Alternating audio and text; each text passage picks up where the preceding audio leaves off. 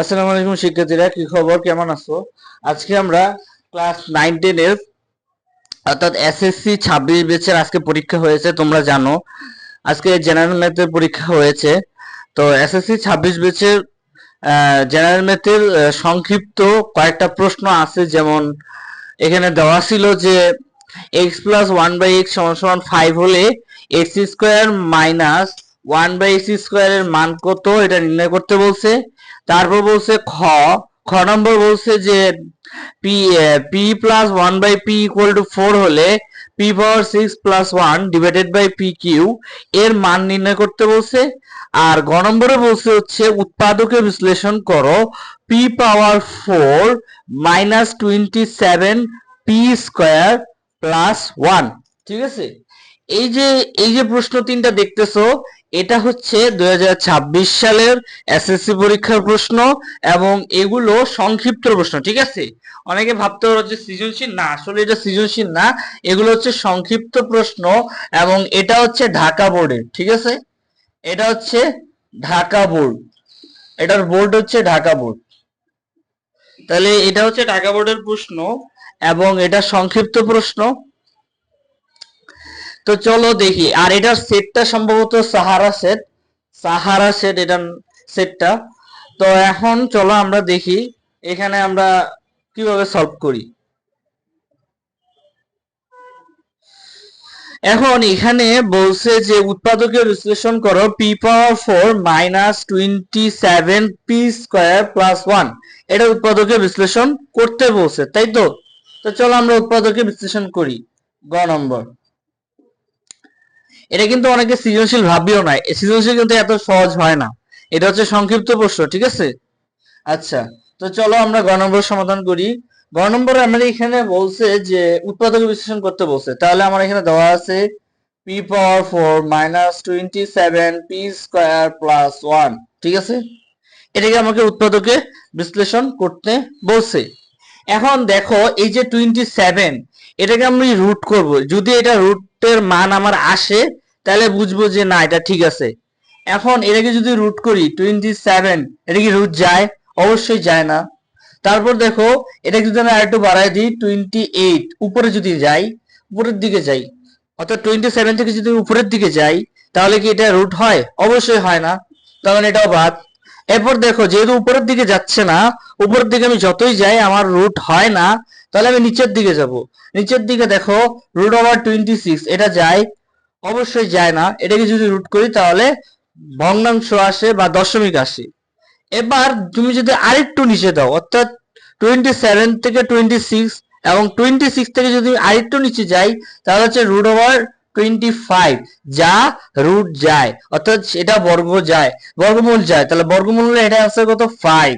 ঠিক আছে, তাহলে মানে এটা বর্গমূল যায়। তাহলে আমাকে এখানে যে কাজটা করতে হবে, এই যে 27টা, এটাকে ভেঙে 25-এ আনতে হবে।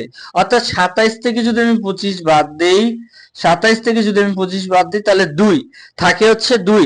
আমাকে এই 27টাকে 25-এ আনতে হবে এবং আমাকে এভাবে ভাঙতে হবে, 27 রাখা যাবে না। তাহলে এখন দেখো পি, এটাকে যদি আমি ভেঙে দেই পি স্কোয়ার হয়ে যায়, অর্থাৎ পি স্কোয়ার, আর এর উপর যদি আরো স্কোয়ার দেই তাহলে পি পাওয়ার 4 হয়। এবং দেখো যেহেতু আমি 27কে ভাঙবো 25-এ আনবো, তার মানে আমাকে 25 আর 2 এর যদি যোগ করি তাহলেই তো আমার 27 আসে। তাহলে এখন আমি কি 2 P square minus 2 P square minus 25 P square plus 1। ঠিক আছে, এতটুকু আশা করি বুঝতে পারছো।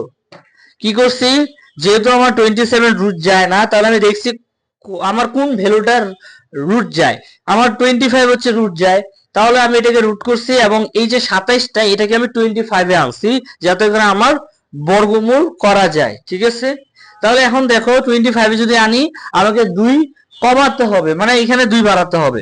তাহলে যদি আমি 25-এর সাথে 2 যোগ করি তাহলে তো আমি 27 পাবো। তা আমি ওটাই করছি যে এখানে 2 আর 25-এ ভাগ করছি, 27টাকে ভাঙছি আর কি, বিভক্ত করছি। এবার দেখো পি স্কোয়ার আছে না, এবার এই যে 25, এই 25টা এখানে বাড়তি আছে না, এখানে তো সব ছোট মান, তাহলে আমি বড় মানটাকে আলাদা করে দেব। তার মানে আমি এখানে রাখবো পি স্কোয়ার এরপর আমি যদি 2p² এটাকে যদি আমি সূত্রের নিয়মে ভাঙি, আমার একটা সূত্র আছে না যে a minus B whole square সমান সমান a square minus 2ab plus B square, এটা একটা আমার একটা সূত্র আছে, তাই তো? তা আমি যে কাজটা করব সেটা হচ্ছে আমি এই সূত্রে ভাঙাবো, মানে এই যে এটাকে আমি এই সূত্রে আনবো।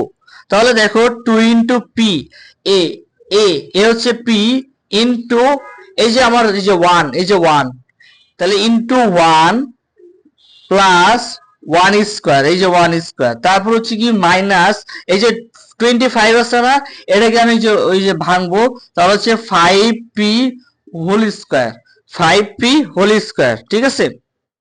এই লাইনটাকে আমি এখানে দেখাই দিই, এখানে যদি আমি দেখাই দিই তাহলে হচ্ছে P square minus 2p square, এদিকে একটু ফোকাস করো, মাইনাস 2p² না, এবার এই যে এটাকে অফিসে নিয়ে গেছে, ওয়ানটাকে ভিতরে আনছি, তাহলে প্লাস 1 মাইনাস 25p², ঠিক আছে? এটাই করছি আমি, আর কিচ্ছু করিনি। এবার আমি কি করছি, এটাকে এই ফর্মে আনছি, অর্থাৎ সূত্রের ফর্মে আনছি। তাহলে সূত্রের ফর্মে আনার পর আমার কি হবে, এই যে এটুকু আমি সাজাইছি, এখন আমাকে এটা আনতে হবে। তাহলে কি a minus B whole square সমান সমান a square minus 2ab plus B square. তাহলে আমার এখানে দেখো a square minus 2ab plus B square সূত্রে চলে আসছে। এবার আমি এটা এই ফর্মে আনবো। তাহলে এই ফর্মে যদি আমি আনি তাহলে কি হবে, a minus B whole square, তাহলে a হচ্ছে আমার p স্কয়ার, তাহলে a মাইনাস বি, বি হচ্ছে আমার 1, তাহলে হচ্ছে p² মাইনাস 1 হোল স্কয়ার, এরপর হচ্ছে কি মাইনাস 5p², ঠিক আছে? আশা করি এতটুকু বুঝতে পারছো। এবার দেখো এই যে এখানে আবার আরেকটা সূত্র যায়, সেটা হচ্ছে কি, সেটা হচ্ছে a square minus B square সমান সমান a plus B into a minus B. এটা হচ্ছে আমার দুইটা সূত্র, এটা হচ্ছে আমার দুইটা সূত্র। আশা করি এতটুকু বুঝতে পারছো।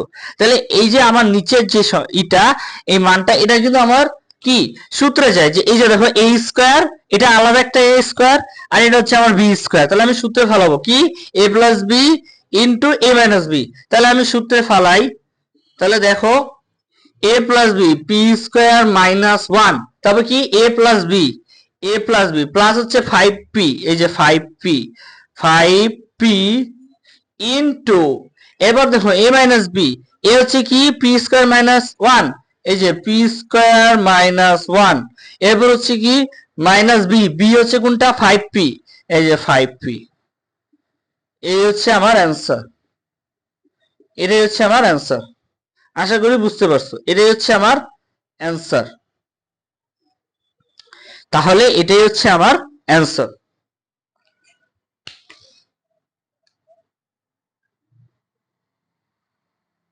তাহলে এটাই হচ্ছে আমার উৎপাদকে বিশ্লেষণের উত্তর।